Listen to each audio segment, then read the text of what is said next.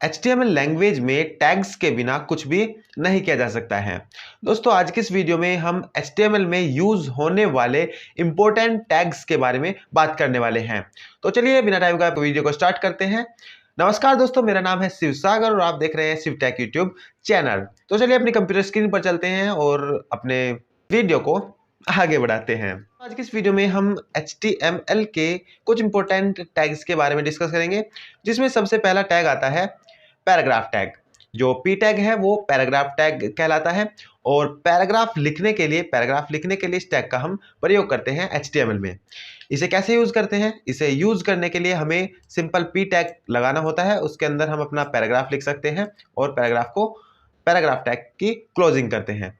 तो इसका एक बार आपको नोटपैड सॉफ्टवेयर में आउटपुट भी दिखा देते हैं। सबसे पहले हमें नोटपैड सॉफ्टवेयर को ऑन करना है। हम यहाँ से नोटपैड प्लस प्लस को ऑन कर लेते हैं और हमें सबसे पहले न्यू फाइल ले लेनी है। न्यू फाइल लेने के बाद अब हम यहाँ पे अपनी कोडिंग को करेंगे।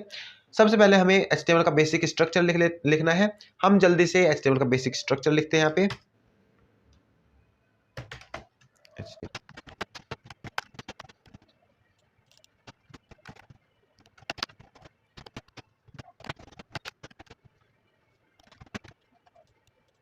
दोस्तों अब हमने HTML का जो बेसिक स्ट्रक्चर है वो बना लिया है। अब हम पी टैग का यूज करेंगे। पी टैग का यूज करने के लिए हम यहाँ पे सिंपली पी टैग यूज करते हैं और इसके अंदर अपना पैराग्राफ लिख लेते हैं। हम यहाँ पे लिखते हैं this is my simple paragraph.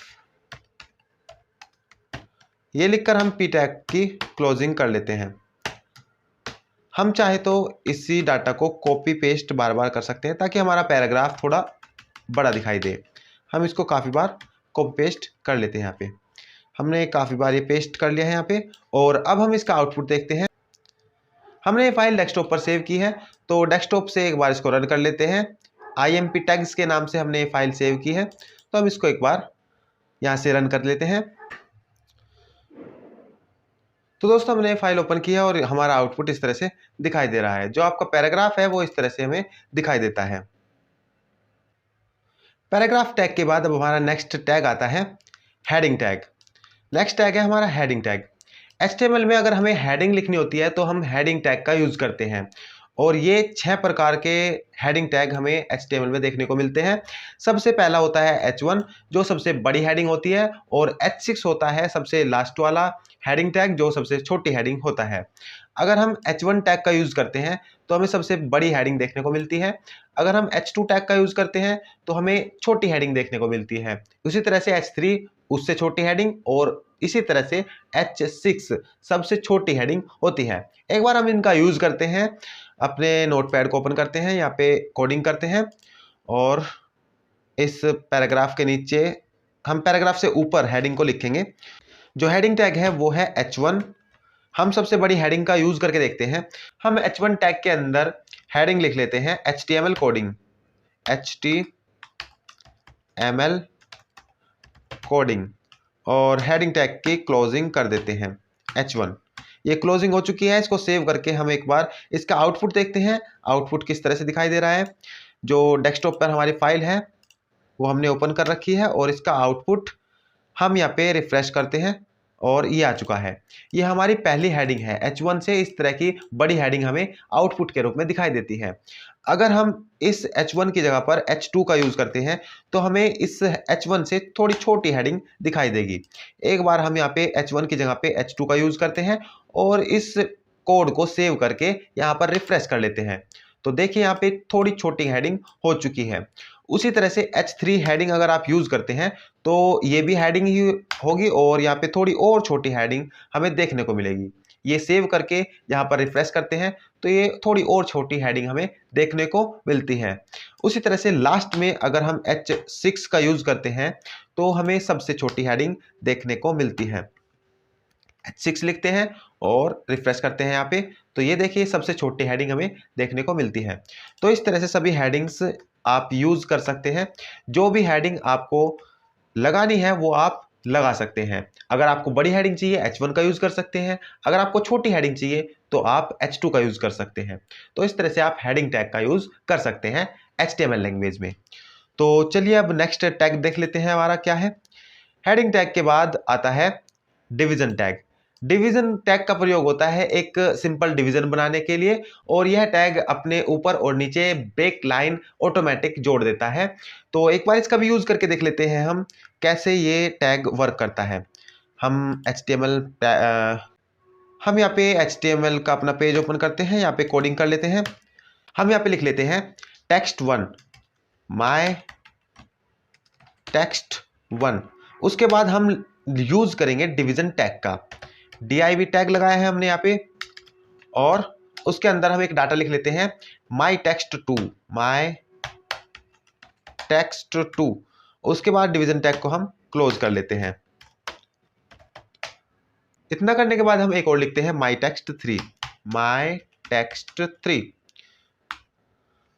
हमने यहाँ पे एक लाइन लिखी है my text1, 2 और 3। हमने my text2 को डिवीजन के अंदर लिख लिया है। अब इसको हम कंट्रोल S से सेव करके इसका आउटपुट देख लेते हैं अपने ब्राउजर पर। तो ब्राउजर को ओपन करके यहाँ पे रिफ्रेश करते हैं, और यहाँ पे देखिए my text1 दिखाई दे रहा है। उसके बाद my text2 ये डिवीजन के रूप में आ चुका है, और जो my text3 है वो इसके नीचे आ चुका है। जो my text2 है ये ऊपर भी ब्रेक लाइन ऐड करता है और नीचे भी ब्रेक लाइन ऐड करता है। तो इस तरह से ये एक कंटेनर के रूप में यूज किया जाता है HTML लैंग्वेज में।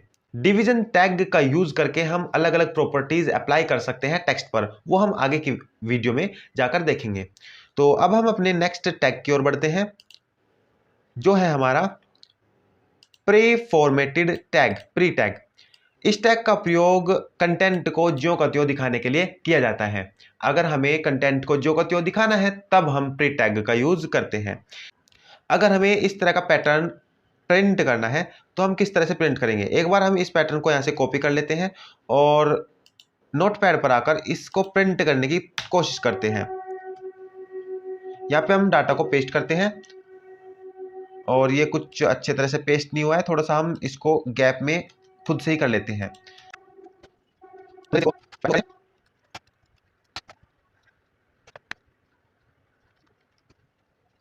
तो हमने ये पैटर्न अपने कोडिंग में बना लिया है। अब हम इसका आउटपुट देखते हैं। हम प्रोग्राम को सेव करते हैं और एक बार ब्राउज़र पे जाके अपना आउटपुट देख लेते हैं। हमने अभी प्री टैग का यूज़ नहीं किया है, तो बिना प्री टैग के ये किस तरह से दिखाई देता है। देखिए हमने इतनी मेहनत से ये पैटर्न बनाया है और हमारे जो कोड में है बिल्कुल सिंपल लाइन दिखाई दे रही है। भाई अगर हमें ये पैटर्न जो का त्यों दिखाना है तब हम प्री टैग का यूज़ करेंगे। तो एक बार प्री टैग का यूज़ करते हैं। यहाँ पे इस पैटर्न को थोड़ा सा नीचे करते हैं, यहाँ पे हम प्री टैग लगा लेते हैं और इस पैटर्न को लिखेंगे प्री टैग के अंदर। प्री लिखा और नीचे आते हैं, नीचे आने के बाद हम प्री टैग को यहाँ पे बंद कर देते हैं, प्री टैग। और अब प्री टैग का साथ हमने प्री टैग के अंदर इस पैटर्न को लिखा है। तो हम अब इसको सेव करके और यहाँ पे रिफ्रेश करके देखते हैं। तो देखिए जैसा हमने यहाँ पे पैटर्न बनाया है वैसा ही यहाँ पे पैटर्न दिखाई दे रहा है। यहाँ पे हमने कुछ स्पेस का यूज किया हुआ है और कुछ टैब्स का यूज किया है, जिस वजह से हमारा जो पैटर्न है वो इस तरह से आउटपुट दिखाई दे रहा है। एक बार हम सभी जगह एक स्पेस देकर देख लेते हैं ये हमारा पैटर्न सही बनता है या नहीं। तो जहाँ पे हमने टैब दिया है वहाँ पे हम स्पेस का यूज कर लेते हैं।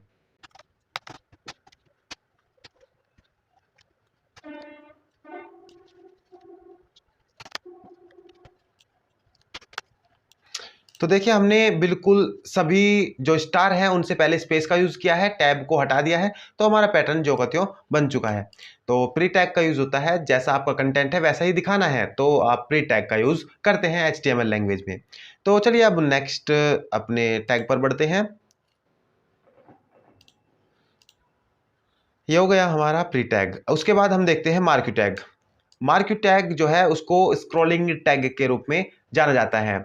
अगर आपको किसी इमेज, टेक्स्ट या ऑब्जेक्ट को चलता हुआ दिखाना है, right to left, up to down, down to up, या फिर आपको किसी तरह से अपने टेक्स्ट को चलता हुआ दिखाना है, मूवमेंट करता हुआ दिखाना है, तो उस टाइम पे हम इस टैग का यूज करते हैं। और ये पहले से ही अगर हम इस मार्क्यू टैग का यूज करते हैं तो ये राइट साइड से लेफ्ट साइड की तरफ चलता हुआ हमें दिखाई देता है। हम चाहे तो इसकी प्रॉपर्टीज को बदल भी सकते हैं। तो चलिए एक बार देख लेते हैं ये मार्क्यू टैग कैसे काम करता है। उसके बाद इसके एट्रीब्यूट्स को हम देखेंगे। तो सबसे पहले इस टैग का यूज करते हैं हम अपने एक टेक्स्ट पर। तो यहाँ पर हम ले लेते हैं शिव टैग और उसको मार्क्यू टैग के अंदर मूवमेंट करा के देखते हैं। मार्क्यू टैग लिया है हमने और इसके अंदर हम लिखते हैं शिव टैग। शिव टैग लिखने के बाद हम मार्क्यू टैग को बंद कर देते हैं। मार्क्यू टैग बंद करने के बाद हम इस प्रोग्राम को सेव करते हैं और अपने ब्राउजर पर आकर रिफ्रेश कर लेते हैं, जिससे हमें ये टैग चलता हुआ ये टेक्स्ट चलता हुआ दिखाई देगा। तो आप देख सकते हैं यहाँ पर ये शिव टैग जो है वो चलता हुआ दिखाई दे रहा है। तो इस तरह से हम मूवमेंट एबल टेक्स्ट या ऑब्जेक्ट या इमेज दिखा सकते हैं। अब इसको हम राइट टू लेफ्ट या फिर अप टू डाउन कैसे दिखा सकते हैं, उसके लिए हमें इसके एट्रीब्यूट्स के बारे में जानना होगा, जो हम नेक्स्ट वीडियो में आपको इसके एट्रीब्यूट्स के बारे में बताएंगे। तो दोस्तों आज की वीडियो में हम यहीं तक रखते हैं। अब नेक्स्ट वीडियो में हम मार्क्यू टैग और उसके जो एट्रीब्यूट्स हैं उनके बारे में चर्चा करेंगे और जो बचे हुए टैग्स हैं उनके बारे में भी बात करेंगे। तो कुछ इंपॉर्टेंट टैग्स जो थे वो हमने इस वीडियो में डिस्कस किए हैं। आशा करते हैं आपको ये वीडियो पसंद आया होगा। अगर आपको वीडियो पसंद आता है तो वीडियो को एक लाइक भी जरूर कीजिएगा।